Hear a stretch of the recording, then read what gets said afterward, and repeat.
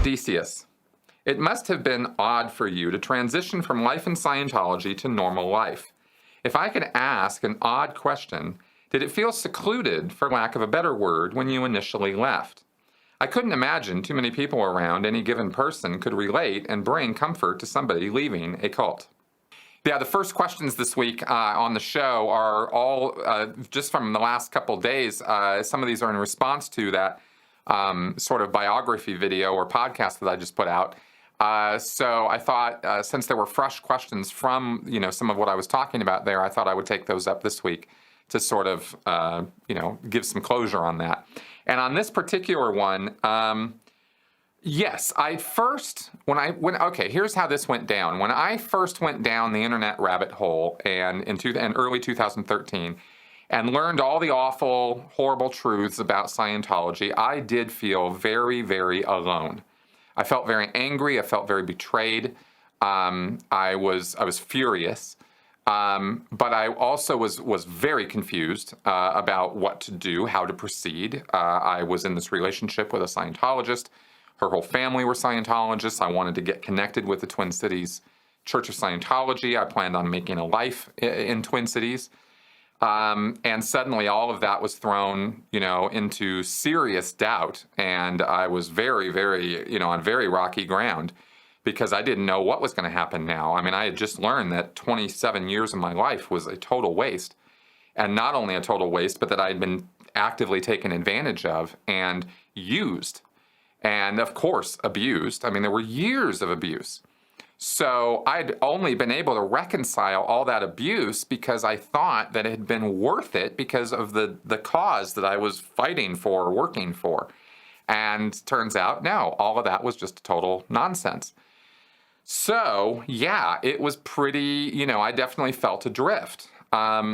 I did not find myself getting into a depressive state, particularly. I was more of a fight back. I wanted to do something about this. It really, really provoked my sense of justice for, which I would imagine should be obvious reasons.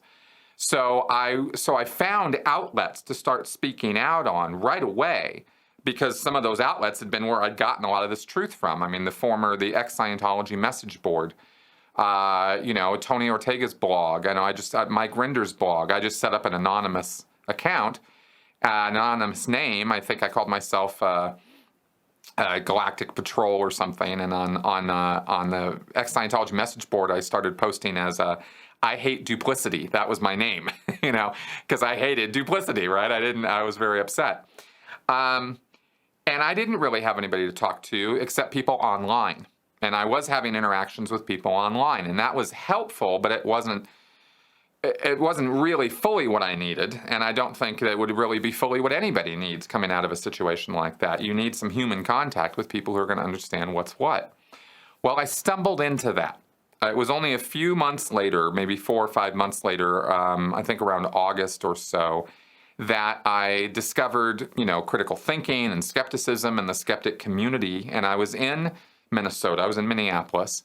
So I found skeptics in Minneapolis who got together for social drinking and talking. And I started going to those meetups. And the first time I was there, I got in touch with the guy who was the organizer for the meetup, Travis. He was a wonderful man.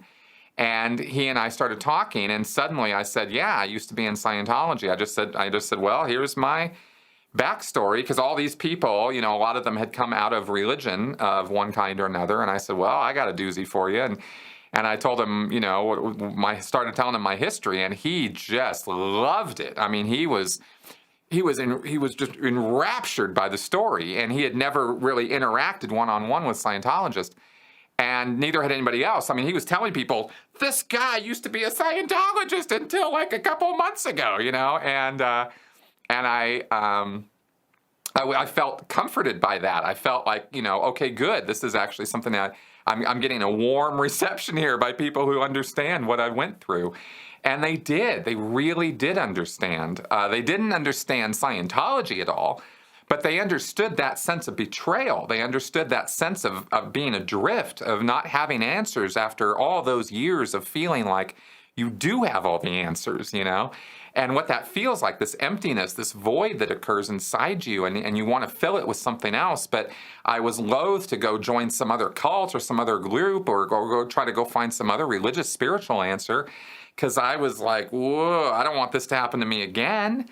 So the skeptics were, I don't know, for me at that time in that place, that was the perfect place for me to end up. And I made a bunch of friends that some I still have to this day. Even though I'm not still living in Minneapolis, I'm still Facebook friends with some of these folks, and they're great. They're wonderful people, and I hope that at some point I can go back there and meet up with some of them just to hang out. And of course, then after things died down, I got declared a suppressive person. I started speaking out. Then I moved here to Denver, and the first thing I did was connect up with the atheist skeptic community here. And again, thinking that these would be people who would understand where I was coming from, and sure enough, they did.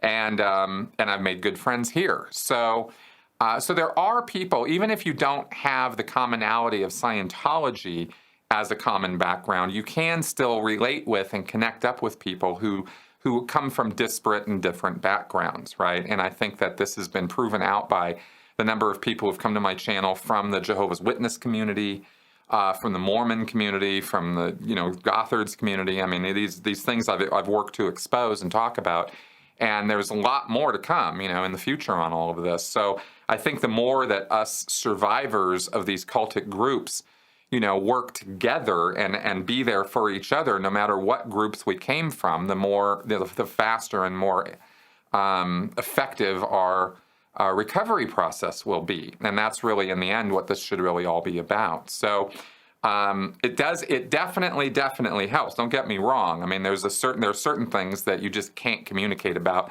and expect to be really understood unless you're talking to a former member of the group you were part of. I mean, there are specific things that go on in these groups that are ultra specific to the groups. Scientology doesn't have anything against blood transfusions, for example, but the Jehovah's Witnesses do. So, I can't totally relate on all that kind of stuff, but I can certainly, of course, have empathy for somebody who's lost somebody because of that. But you know what I'm saying? There's some specific things that are a little harder to relate to than others. But generally speaking, I have found that people I connect up with are very understanding, very helpful, very compassionate. And that has been a real lifesaver for me in a couple times where I've hit some real lows in the course of the last few years. It's been nice to have those connections to connect up, to reach out to.